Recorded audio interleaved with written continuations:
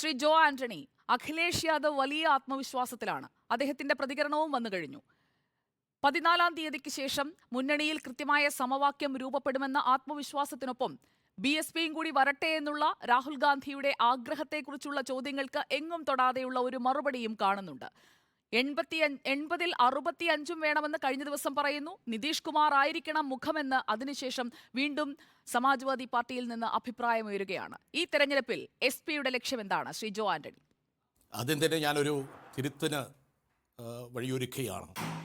സമാജ്വാദി പാർട്ടിയുടെ നേതാവായ IP സിംഗിൻ്റെ വ്യക്തിപരമായിട്ടുള്ള ഒരു സ്റ്റേറ്റ്മെൻറ്റ് മാത്രമാണ് നിതീഷ് കുമാറിനെ കുറിച്ചുള്ളത്. നിതീഷ് കുമാർ എന്ന് പറയുന്ന നേതാവിനെ സമാജ്വാദി പാർട്ടി ഒരുപാട് ബഹുമാനിക്കുന്ന ഒരു നേതാവാണ്. അതായത് അതുപോലെ തന്നെ ഇന്ത്യ സഖ്യത്തിനും അതൊരു മുതൽക്കൂട്ടാകും എന്നുള്ള കാര്യത്തിന് സംശയമൊന്നുമില്ല. പക്ഷേ ആരായിരിക്കണം പ്രധാനമന്ത്രി, ആരായിരിക്കണം ഇതിനെ നയിക്കേണ്ടത്, ഇതുപോലുള്ള കാര്യങ്ങളിലെല്ലാം ഒരു കൂട്ടായ തീരുമാനമായിരിക്കും ഇന്ത്യ മുന്നണിയുടെ ഭാഗത്തു നിന്ന് വരുന്നത് എന്ന് ഞാൻ പ്രതീക്ഷിക്കുന്നു, എൻ്റെ പ്രസ്ഥാനം പ്രതീക്ഷിക്കുന്നു. അങ്ങനെ തന്നെ ആയിരിക്കുമെന്നുള്ള കാര്യത്തിനും തർക്കമില്ല. അപ്പോൾ ഈ സാഹചര്യത്തിൽ നിതീഷ് കുമാറിനെ പ്രധാനമന്ത്രിയായി ഉയർത്തിക്കാട്ടണമെന്ന് സമാജ്വാദി പാർട്ടി ആവശ്യപ്പെട്ടിരിക്കുന്നു എന്നുള്ള ഒരു സ്റ്റേറ്റ്മെൻറ്റ് തെറ്റാണ് എന്ന് പാർട്ടിയുടെ അഖിലേന്ത്യാ ജനറൽ സെക്രട്ടറി എന്നുള്ള നിലയിൽ തന്നെ ഞാൻ ഔദ്യോഗികമായി ഈ ചാനലിൽ വന്ന് പറയുകയാണ്. കാരണം IP സിംഗിനെ തള്ളി പറയുകയാണ്. 100% IP സിംഗിന്റെ വ്യക്തിപരമായിട്ടുള്ള സ്റ്റേറ്റ്മെന്റ് മാത്രമാണ് എന്ന് ഞാൻ വീണ്ടും ആവർത്തിക്കുന്നു. ഞാൻ ഈ പാർട്ടിയുടെ ദേശീയ ജനറൽ സെക്രട്ടറി എന്നുള്ള നിലയിൽ ഞാൻ അത് ആവർത്തിച്ച് പറയുന്നു. ഈ പാർട്ടിയെ സംബന്ധിച്ചിടത്തോളം മാത്രമല്ല, ഇന്ത്യ മുന്നണിയിൽ 10-28 പാർട്ടികളുണ്ട്.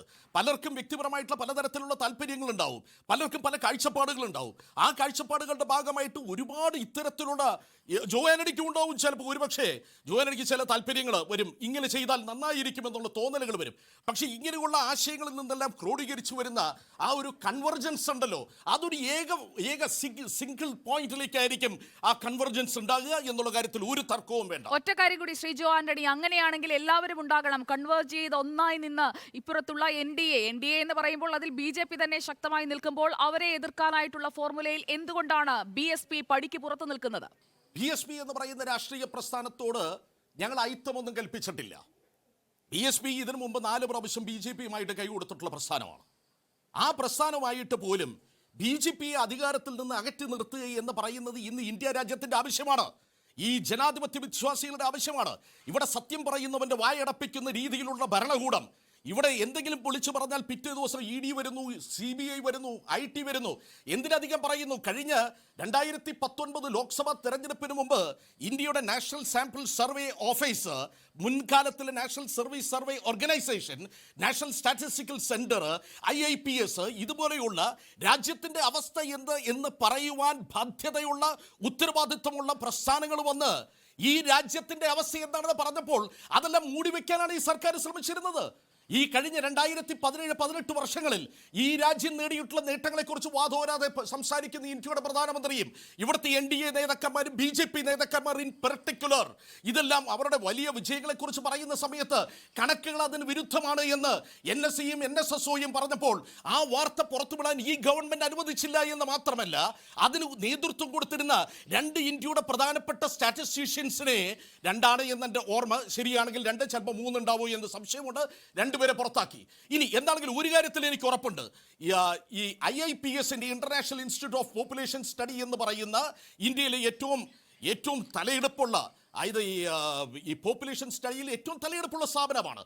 ആ സ്ഥാപനമാണ് NFHS എന്ന് പറയുന്ന, അതായത് national family health service health survey, national family health survey എന്ന് പറയുന്ന NFHS 5ന്റെ ഒരു ക്രോഡീകരണം ഈ അടുത്തുണ്ടായി. അത് 2020-21 വർഷം, 2019-21 എന്ന് പറയുന്നുണ്ട്. പക്ഷേ യഥാർത്ഥത്തിൽ 2020-21 വർഷത്തിൽ ഇന്ത്യയിലെ ജനങ്ങളുടെ ആവാസസ്ഥിതി, ഇന്ത്യയിലെ ജനങ്ങളുടെ ആരോഗ്യത്തെക്കുറിച്ചുള്ള സ്ഥിതി, ഇന്ത്യയിലെ ജനങ്ങൾ എങ്ങോട്ടാൻ പോകുന്നത് എന്നുള്ള സ്ഥിതി, ഈ ഇന്ത്യ എങ്ങോട്ട് നീങ്ങുന്നു എന്നുള്ളതിനെക്കുറിച്ച് വളരെ വ്യക്തമായിട്ടുള്ള കണക്കുകൾ പുറത്തുവിടാൻ വന്നപ്പോൾ അത് സ്റ്റോപ്പ് ചെയ്തു. ഇത് പ്രവർത്തിക്കുന്നത് ഹെൽത്ത് ആൻഡ് ഫാമിലി വെൽഫെയർ മിനിസ്ട്രിക്ക് കീഴിലാണ്. മലയാളിയായ ഡോക്ടർ KS ജെയിംസ് എന്ന് പറയുന്ന ഡയറക്ടറെ എന്തിൻ്റെ അടിസ്ഥാനത്തിലാണ് അവിടുന്ന് സസ്പെൻഡ് ചെയ്തത്? ഇവിടുത്തെ BJP പ്രവർത്തകനും പ്രധാനമന്ത്രിയും വാദോരാതെ സംസാരിക്കുന്ന ഒരു കാര്യമുണ്ട്, ഉജ്ജ്വല സ്കീം. ഈ രാജ്യത്തുള്ള പാവപ്പെട്ട സ്ത്രീകൾക്ക് എല്ലാവർക്കും ഫ്രീ ആയിട്ട് ഗ്യാസ് സിലിണ്ടർ കൊടുത്തിരിക്കുന്നു, അവർക്ക് ക്ലീൻ എനർജി കൊടുത്തിരിക്കുന്നു, ക്ലീൻ ഫ്യൂവൽ കൊടുത്തിരിക്കുന്നു.